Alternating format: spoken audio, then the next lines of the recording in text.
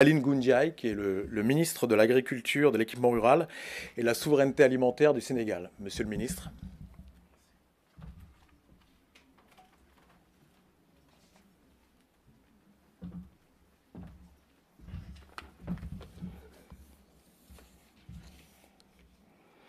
Merci beaucoup, Monsieur le directeur général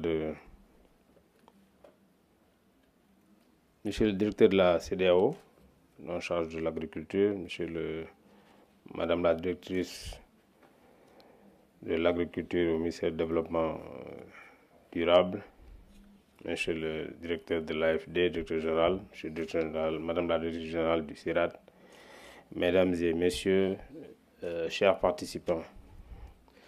C'est un honneur pour moi et un plaisir de prononcer ces quelques mots en guise d'introduction devant des acteurs de développement et de l'agriculture qui aujourd'hui vont aborder, entre autres sujets, des innovations locales et l'importance des politiques publiques nationales et régionales pour assurer la sécurité alimentaire et la nutrition en Afrique. Mesdames et Messieurs, permettez-moi de vous rappeler l'engagement des plus hautes autorités du continent qui s'est encore manifesté avec la présence des chefs d'État et de gouvernement de 34 pays africains et plus de 70 ministres, des chefs d'organisations internationales et bilatérales de développement et des dirigeants du secteur privé, réunis à l'occasion d'un sommet organisé par son Excellence M. Macky Sall, président de la République du Sénégal, et le président adécinant de la BAD, le président du groupe de la BAD, sur le thème Sommet Dakar 2, Nourrir l'Afrique, souveraineté alimentaire et résilience, du 25 au 27 janvier 2023. Comme nous le savons tous, l'Afrique souffre d'une insécurité alimentaire flagrante, avec un tiers des 828 millions de personnes souffrant de la faim dans le monde malgré son énorme potentiel agricole, avec environ 65% des terres arables non cultivées restantes dans le monde et un réseau hydrographique très dense. Mesdames et Messieurs, face à ce paradoxe, notre vulnérabilité aux divers chocs par rapport à nos potentialités et qui s'est davantage mis en exergue par la hausse des prix des denrées alimentaires et les perturbations de l'approvisionnement alimentaire mondial dues au Covid-19, au changement climatique et aux conflits tels que la guerre entre la Russie et l'Ukraine, n'aggrave l'insécurité alimentaire en Afrique. Nous notons que le soutien au secteur agricole africain devient une nécessité impérieuse. Il va dépendre d'une volonté politique et d'un engagement fort de la part des gouvernements africains, des partenaires au développement et du secteur privé, ainsi que l'intensification des programmes continentaux à fort impact. Le chef de l'État du Sénégal, son Excellence Macky Sall, très convaincu du rôle des acteurs de l'agriculture, de l'élevage et de la pêche dans notre développement économique et social et leur contribution très significative à la sécurité alimentaire, à l'emploi et au rééquilibrage de notre balance commerciale, a réitéré sa ferme volonté de s'appuyer sur le secteur primaire pour permettre à notre pays d'assurer sa sécurité alimentaire et de reprendre sa marche vers l'émergence socio-économique et culturelle, en mettant en place une stratégie nationale de souveraineté alimentaire consensuelle et pragmatique. Cette vision se manifeste ainsi dans sa forte volonté politique d'envisager une mutualisation efficace et efficiente des ressources du secteur primaire pour assurer, à l'horizon 2028, à la population sénégalaise une alimentation saine, abondante, quantitative et nutritive à la portée de toutes les couches sociales du pays et dans le respect de l'équilibre de nos écosystèmes. Comment on a fait notre compact pour être plus concret et plus spécifique? Nous avions d'abord procédé à un état des lieux. Au Sénégal, quand je prends certaines denrées, parce que le principe d'abord, comme on le dit, l'Afrique nourrit les Africains, il fallait peut-être aujourd'hui, sans changer fondamentalement nos habitudes alimentaires, regarder ce que nous consommons et en produire à suffisance. Nous avons fait l'état des lieux. Quand je prends le cas du Sénégal, tout le monde sait que le Sénégal aime bien le riz, nous en consommons beaucoup. Nous importons ces dernières années pratiquement entre 48 et 52% de notre consommation en riz. Donc ça veut dire que si nous voulons être autosuffisants à l'horizon 2028, il faut trouver les moyens d'en produire, tout simplement. Parce que nous avons eu des conséquences un peu suite à la Covid-19 de l'impact sur les prix. Et c'est ce qui nourrit l'essentiel des Sénégalais. Nous avons également suivi d'autres problèmes, notamment avec les importations d'huile. Nous importons essentiellement de l'huile végétale. Aujourd'hui, donc, pratiquement tout ce que nous consommons en termes d'huile est importé. Donc, c'est de l'huile de palme pour l'essentiel, l'huile de soja, l'huile de tournesol. Nous produisons peut-être de l'huile d'arachide, mais nous n'en produisons pas suffisamment pour en consommer. Et même si on en produit suffisamment, le prix est relativement beaucoup plus élevé. Et donc, par conséquent, inaccessible. Nous importons beaucoup de lait, nous importons de la viande. Voilà un peu le point de départ. Et maintenant, compte tenu de la situation de départ et des projections dans les 5 prochaines années, tenant compte de l'évolution démographique, nous avons mis en place un plan pour dire comment faire pour accéder à la souveraineté alimentaire. Voilà un peu le concept de base. Donc, il faut aujourd'hui, pour produire du riz, premièrement, il faut aménager. Il faut aménager des terres, même si nous avons de l'eau, il faut aménager pour pouvoir produire du riz. Nous avons remarqué tout simplement ces dernières années que nous avons quand même eu une bonne production, évolution de la production de céréales de façon générale, du riz également en particulier, malgré le fait que nous avons encore un niveau d'importation assez élevé. Si je prends le cas des céréales, en une dizaine d'années, de 2010 à 2022, nous sommes passés de 1 500 000 tonnes de céréales produits à 3 600 000 tonnes. Donc c'est une évolution assez importante. Mais jusqu'à présent, nous avons quand même des besoins d'importation. Nous sommes aujourd'hui peut-être quasiment autosuffisants en mil. Nous avons encore des niveaux d'importation assez élevés quand nous prenons le cas du maïs, dont nous avons besoin pour l'alimentation humaine, l'alimentation du bétail. Nous importons pratiquement le tiers de nos besoins. Voilà un peu ce que nous avons fait. Nous avons, par exemple, pour prendre le cas du riz, et c'est la même approche qu'a utilisée pour les autres cas, il faut aménager. Premièrement, il faut disposer de semences de qualité. Il faut l'accompagner également par une bonne mécanisation.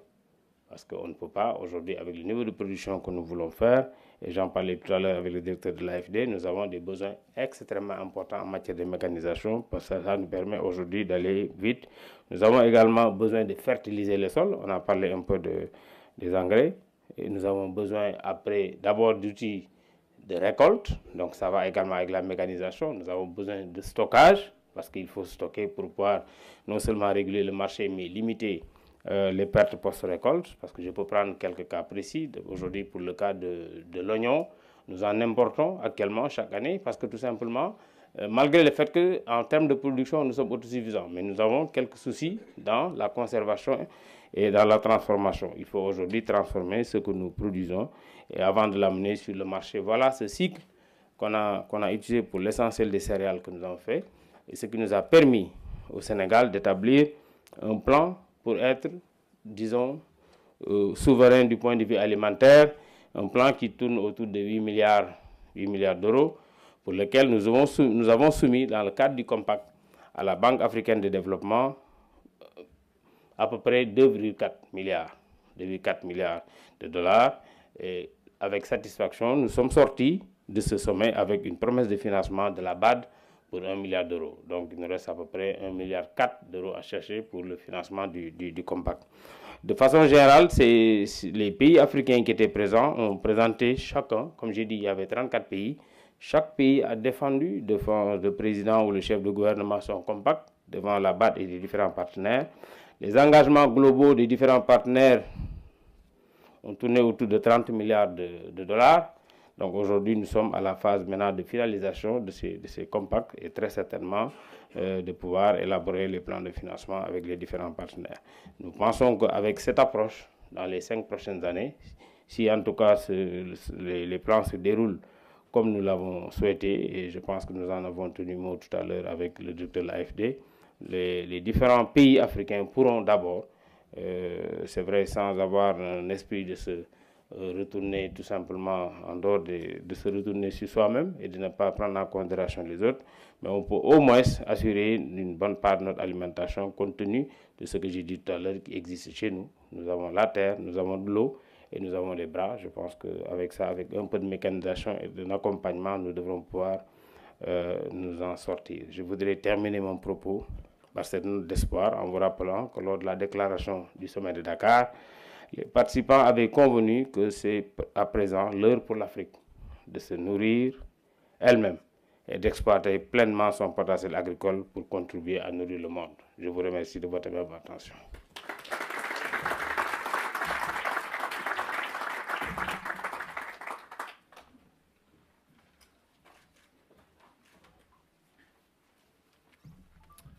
Aline Goundiaye, qui est le ministre de l'Agriculture, de l'Équipement rural et de la Souveraineté alimentaire du Sénégal. Monsieur le ministre.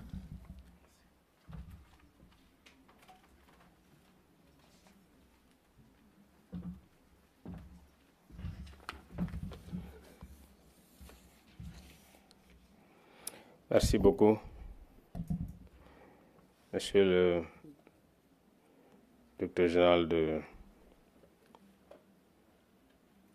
Monsieur le directeur de la CEDEAO, en charge de l'agriculture, Madame la directrice de l'agriculture au ministère du Développement durable, Monsieur le directeur de l'AFD, directeur général, Monsieur le directeur général, Madame la directrice générale du CIRAD, Mesdames et Messieurs, chers participants, c'est un honneur pour moi et un plaisir de prononcer ces quelques mots en guise d'introduction devant des acteurs de développement et de l'agriculture qui aujourd'hui vont aborder, entre autres sujets, des innovations locales et l'importance des politiques publiques nationales et régionales pour assurer la sécurité alimentaire et la nutrition en Afrique. Mesdames et Messieurs, permettez-moi de vous rappeler l'engagement des plus hautes autorités du continent qui s'est encore manifesté avec la présence des chefs d'État et de gouvernement de 34 pays africains et plus de 70 ministres, des chefs d'organisations internationales et bilatérales de développement et des dirigeants du secteur privé.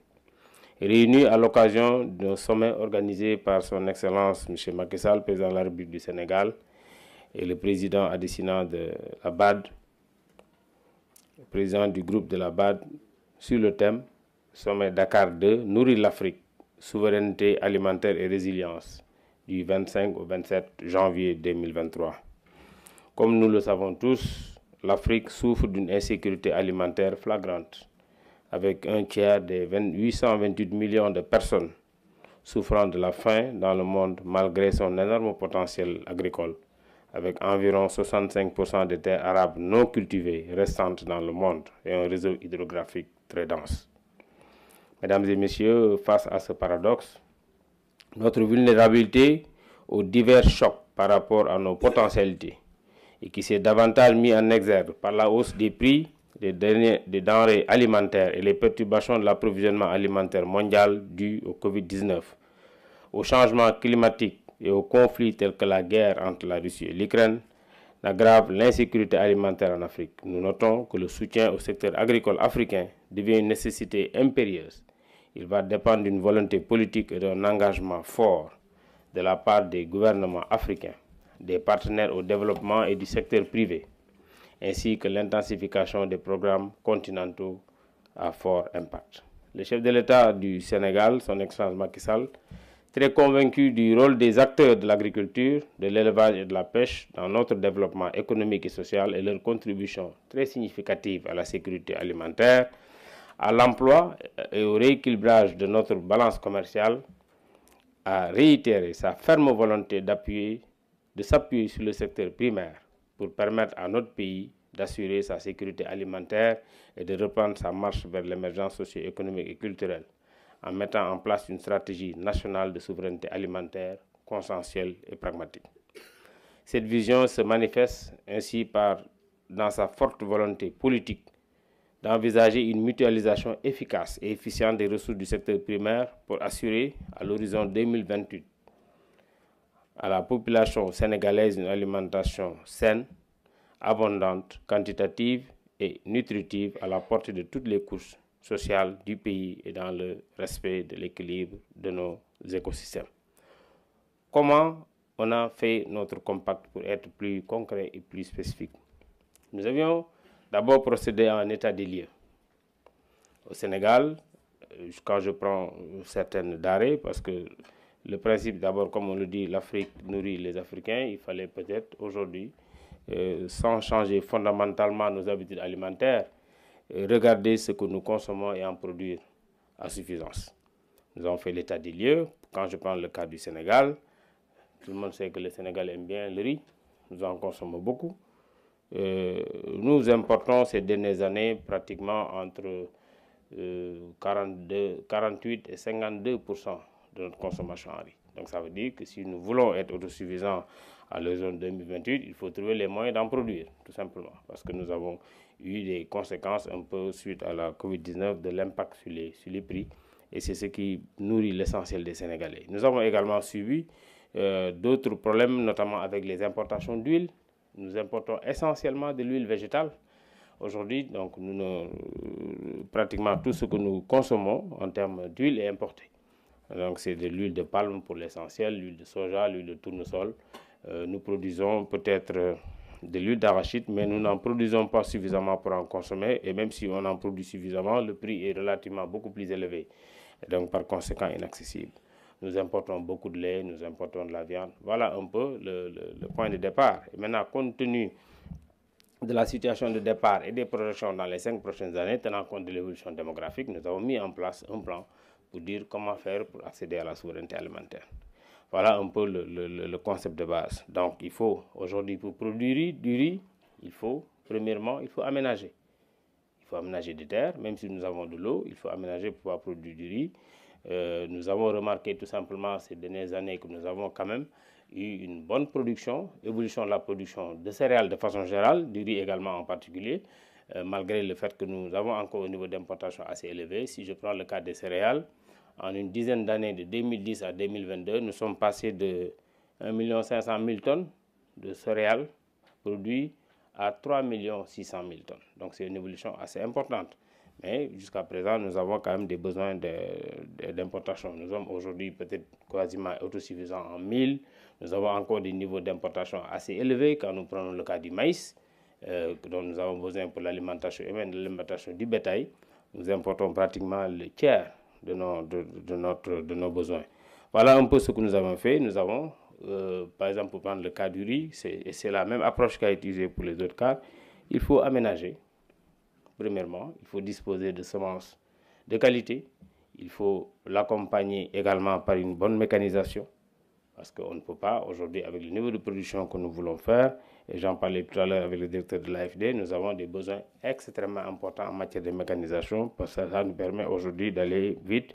Nous avons également besoin de fertiliser le sol. On a parlé un peu des engrais.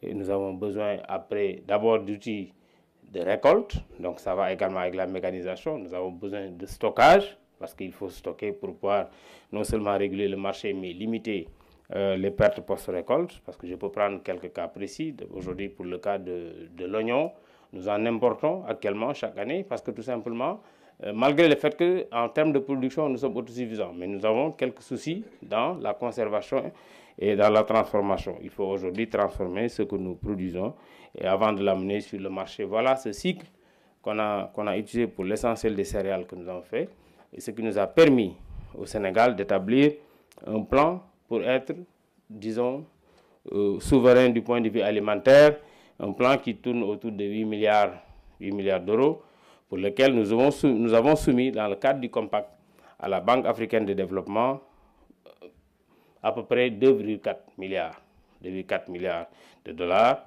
Et avec satisfaction, nous sommes sortis de ce sommet avec une promesse de financement de la BAD pour 1 milliard d'euros. Donc il nous reste à peu près 1,4 milliard d'euros à chercher pour le financement du compact.